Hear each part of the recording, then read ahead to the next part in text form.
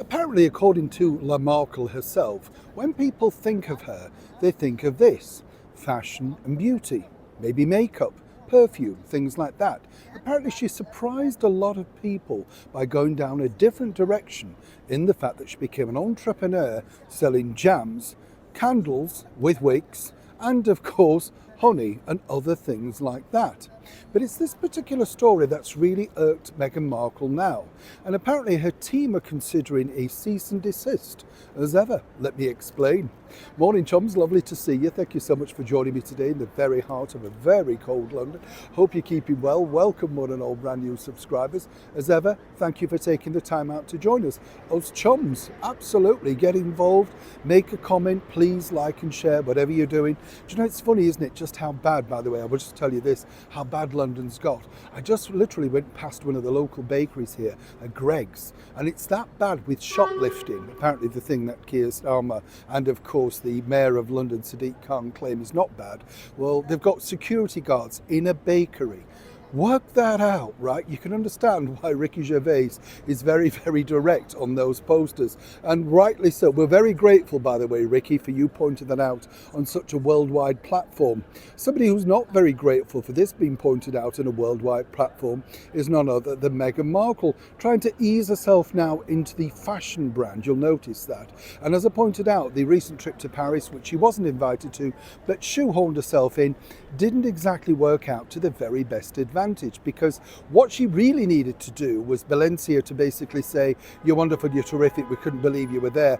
They didn't really do that, you know, and now she's had to do is slap back this in the Harper's Bazaar column, basically telling the world, no, you know, she just wanted to go out there and support them. The truth is, they didn't invite her. Doesn't look good. You couldn't imagine this happening, say, to an A-lister or indeed Catherine, the Princess of Wales, right? But nonetheless, 10 out of 10 for pushing your way in there. That really impacted badly on the brand Valencia, simply because, of course, what you noticed, and if you forget, is that Meghan turned it into all about herself with the horrendous Paris footage over that bridge. I mean, that was really the talking point. If she thought she was helping a friend, well, think again. But it's the stories of her past that often come back to haunt Meghan on a very much regular basis. You know, the things of the alleged bullying claims, the fact that she's treated staff badly, again, I have to say, allegedly. They all keep engulfing her each and every time she pushes hard forward. Here's where this gets really interesting, because now this story is circulating about her time on suits and apparently missing artifacts, pieces, fashion items, all of that sort of stuff. Now, when you look at the list, for instance, of the recent shoot for Harper's Bazaar, and you see all the clothes, everything from Chanel, Dior, all that sort of stuff, all expensive gear. As I often say here on the show, chums, I've got no idea about fashion, but I do know it's expensive. So you wonder whoever was, how shall we put this, entrusted to capture everything up the moment that particular fashion shoot was over. Well, apparently, according to Meghan's team, they're getting very, very, well, we know who this really is, don't we? It's Meghan. She's getting irked by this simply because, of course, she believes, well, apparently it's not true. The rumours of stuff going missing and stock going out and things going missing off the set of Suits, the only thing where she achieved anything of any notoriety, well, apparently are simply not true.